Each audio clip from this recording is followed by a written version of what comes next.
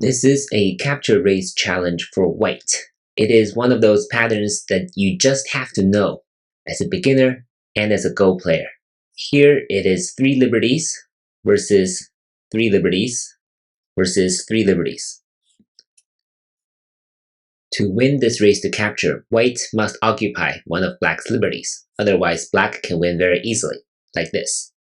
So the only move is right here, this bending on the first line. It occupies one of black's liberties, and now black is already dead. So let's try out some of the variations for black.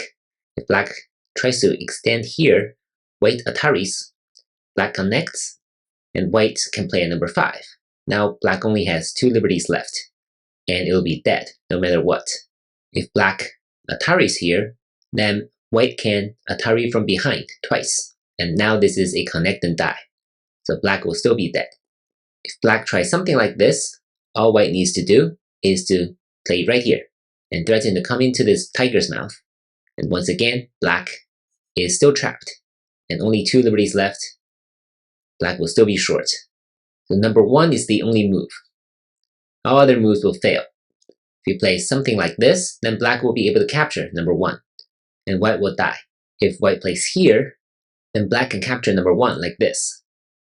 What happens now is that from the right side, white cannot come in, and white can only play something from the left, and white will be short.